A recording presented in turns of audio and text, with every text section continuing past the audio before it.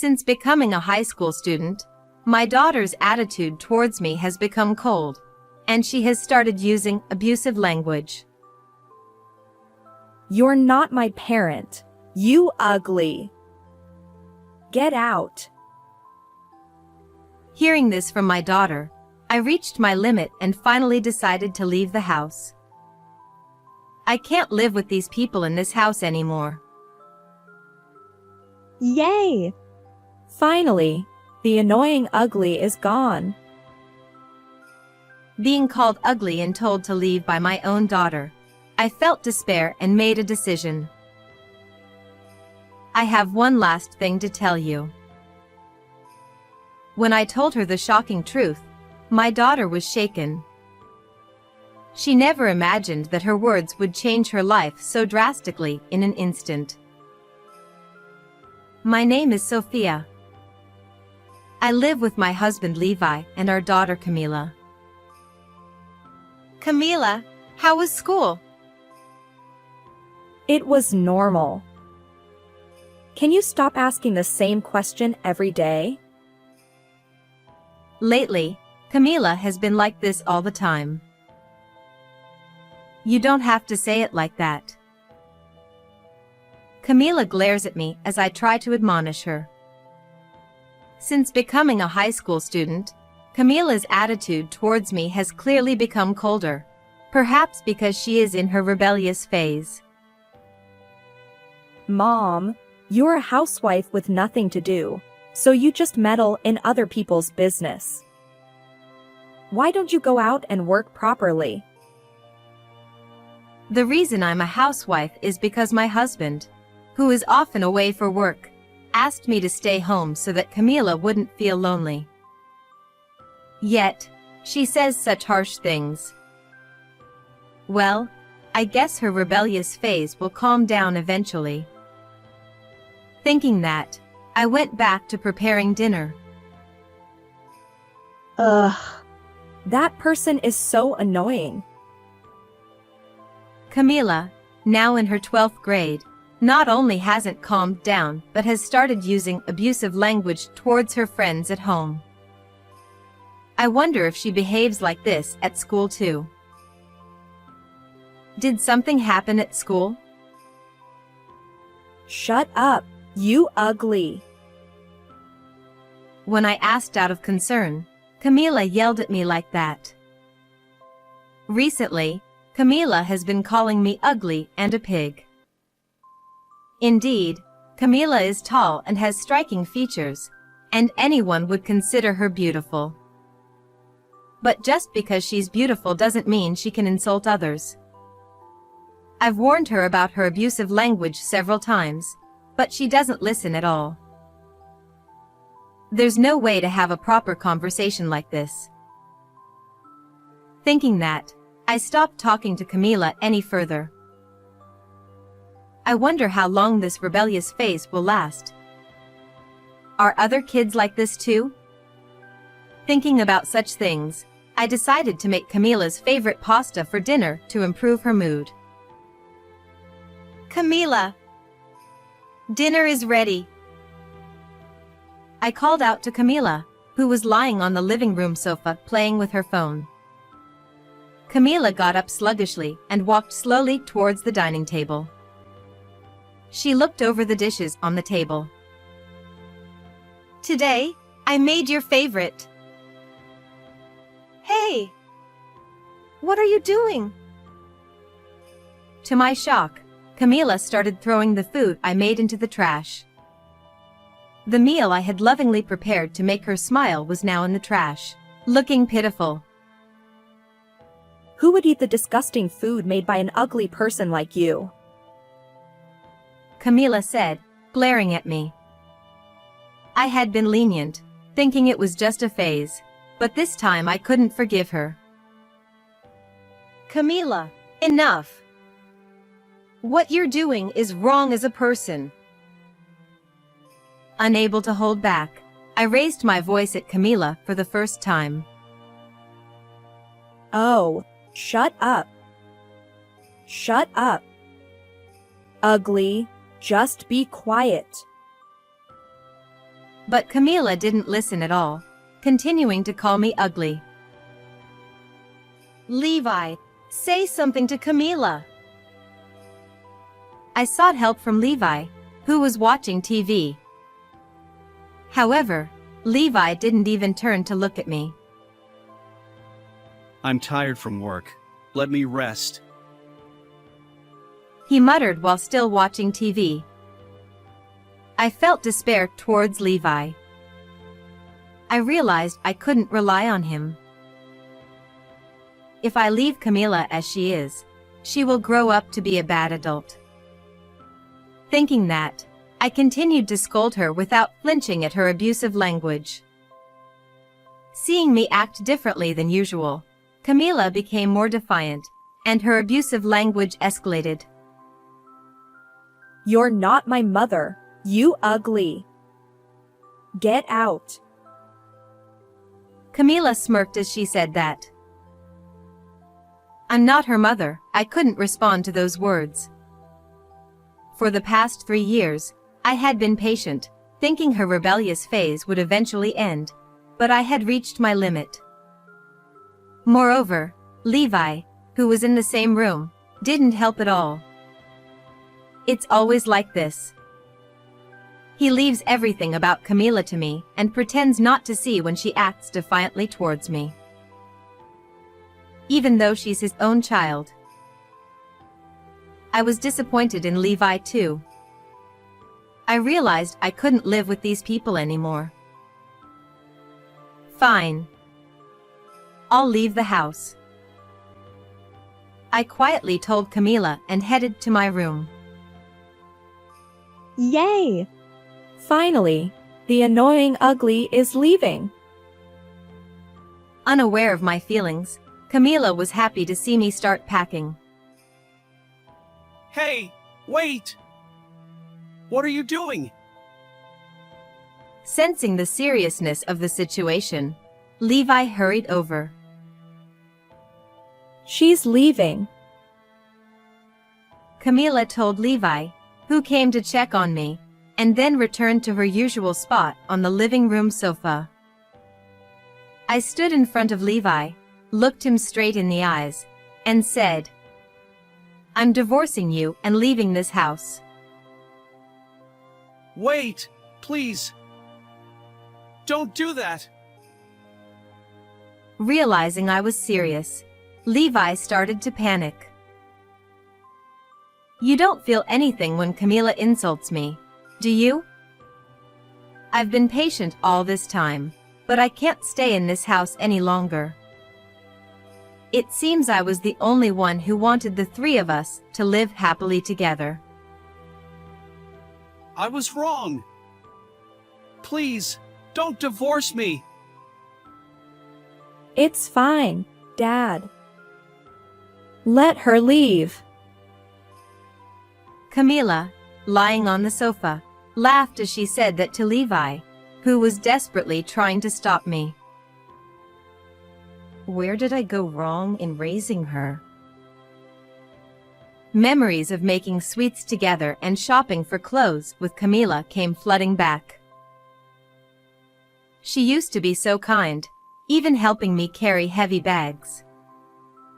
She was such a sweet child. The carefree smile of Camila in my memories was not the Camila in front of me. Insulted by my own daughter, who calls me ugly and tells me to leave the house, I felt despair and made a decision. Camila, you're already 18. In society, you're considered an adult. You need to understand that your actions come with responsibilities. And one last thing. There's something I need to tell you. What? Are you going to lecture me one last time? Camila, still lying on the sofa and playing with her phone, smirked. Hey! Are you going to tell her now? Levi desperately tried to stop me, but I brushed his hand away and stood in front of Camila. Camila, you're not my real daughter. Camila's hand stopped fiddling with her phone. I'm short and plain looking, unlike you. That's because you're not my real daughter. Your father says you look a lot like your biological mother. In both appearance and personality. Lucky you. Oh, really? I'm glad you're not my parent. Camila tried to act calm, but she was clearly shaken. Ignoring her, I continued talking. Levi divorced his ex-wife just before Camila turned 1, so Camila probably doesn't remember her biological mother at all. From when Camila was about 6 months old, Levi's ex-wife would bring men into the house and cheat on him during the day while he was at work, even though Camila was there. Because of her infidelity and her abandonment of parental rights, Levi got custody of Camila. However, Levi, who was busy with work, honestly didn't have the confidence to balance work and raising a child. At that time, I was sent to Levi's house as a housekeeper. I had a childcare license and worked at a daycare, but I had hurt my back and had just quit my job and was looking for a new one. I thought I could no longer work with the children I loved so much, but I never imagined I could be involved in this way. Unlike a daycare, I could shower one child with all my love. I loved Camila as if she were my own child and enjoyed my work every day. Levi trusted me, and later we got married and became a real family. The days spent with the honest and kind Camila and the quiet but family-oriented Levi were truly happy. I spoke quietly, reminiscing about those nostalgic days. But that honest and kind Camila is no longer here. Apparently, you look just like your real mother now. In both appearance and personality. The way you only care about looks and insult others by calling me ugly or pigs. The way you're self-centered and don't see those around you. Levi says that seeing you now reminds him of his ex-wife and fills him with hatred instead of affection. That's a lie, right, Dad? You don't hate your own daughter, do you? Camila, panicking, asked Levi, but he remained silent, looking down. If Sophia leaves, Camila will have to leave too. As Sophia said, I only feel hatred towards the current Camila. She's the spitting image of the woman who betrayed our family. Levi said, still looking down. His back was trembling, as if he was recalling painful memories. Seeing Levi like that, Camila began to understand her situation and started to panic. I don't want that. I'll try to see you as my real mother, so let's continue living together as we have. What are you saying now? You're an adult, so you need to take responsibility for your actions. I pushed away the crying Camila. Then I went back to my room, packed my things, and left the house. I walked aimlessly along the night road for a while to calm my mind. When I looked up at the sky, the stars were shining. Why did it turn out like this? For a while, I couldn't see the stars through my tears, but after crying for a while, the tears stopped. And the stars were still shining in the sky. Some things remain unchanged no matter what happens. Thinking that gave me a little strength. Since it was already late at night, I stayed at a nearby hotel and headed to my parents' house the next morning. I explained the situation to my parents, and they agreed to take care of me for a while.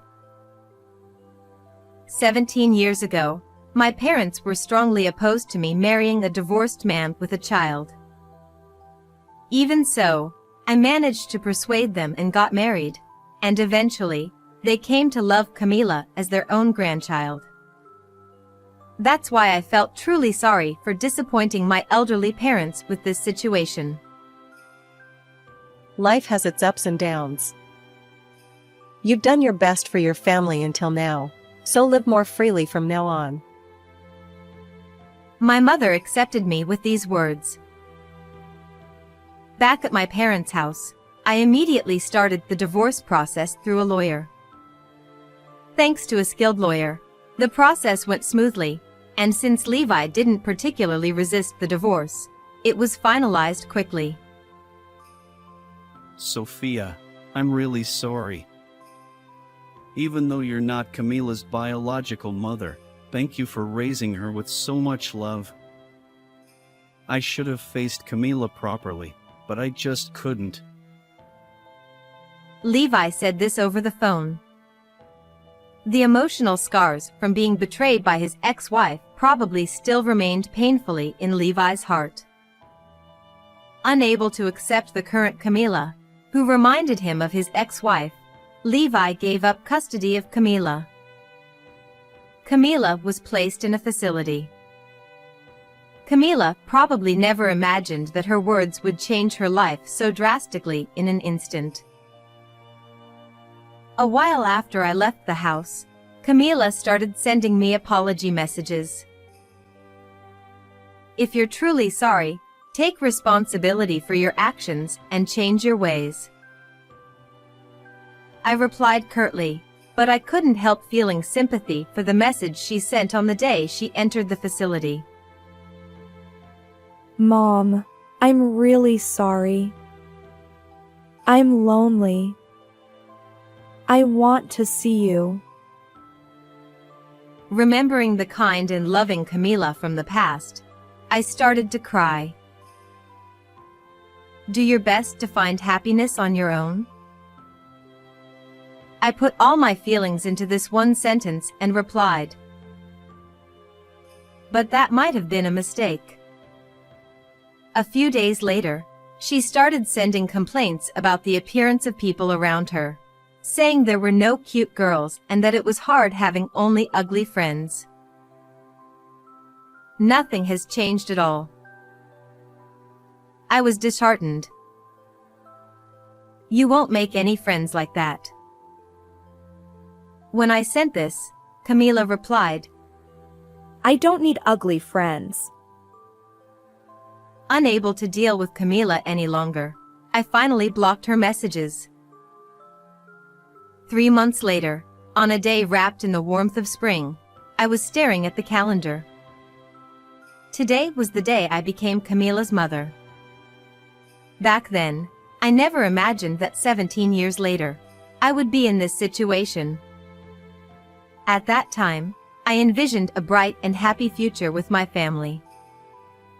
Since blocking Camila's messages after being disappointed by her refusal to change even after entering the facility, I knew nothing about her. However, the other day, I received a call from Levi and learned that Camila would be leaving the facility in March. She probably doesn't care at all that I blocked her messages. She might have completely forgotten about me by now. I thought she was just a stranger to me now, but having raised Camila as my own daughter for 17 years, I couldn't see her as a stranger. Once she leaves the facility, I will probably never see Camila again. Various emotions welled up inside me, but I decided to visit the facility to see her one last time. The staff at the facility understood our situation well and welcomed me warmly. While waiting in the office, I saw Camila returning from school. Is that Camila? The height and build were unmistakably Camila. But her once silky hair was now messy, her eyes, which she used to make up every day, had dark circles, and her face looked quite haggard as she walked slowly. Camila has been going through a lot and is currently attending psychiatric treatment. The staff explained Camila's situation over the past 3 months. It seems that after losing contact with me, Camila truly felt abandoned by her parents and became emotionally unstable. Additionally, living under the strict rules of the facility, unlike her previous free lifestyle, caused her a lot of stress and led to mental illness. I see. Even after hearing the explanation, I was surprised at how little sympathy I felt for Camila. Rather, I was relieved that she finally realized her situation. I left the facility without meeting Camila. Her appearance had changed, but I wondered if her heart had changed as well. No, people don't change that easily. Once she leaves the facility, she will have to live on her own. I hope she takes a good look at herself and changes, even if just a little. A year later, I am now living a lively life, working part-time while taking care of my parents at home. When I went to the hair salon the other day, the stylist was surprised at how shiny my hair was. It seems that being freed from Camila and Levi has relieved my stress. Back then, I was always trying to please Camila and being considerate of Levi, who was working hard outside, striving to be a good family. I never thought of it as stress, but my body was honest. Now, my health has improved significantly, and I naturally smile every day. I'm glad you came back, Sophia.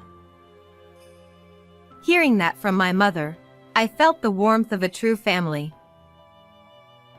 From now on, I will live without pushing myself too hard.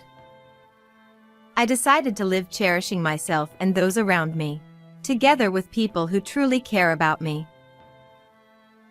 How did you like this story? Please subscribe to the channel. See you in the next video.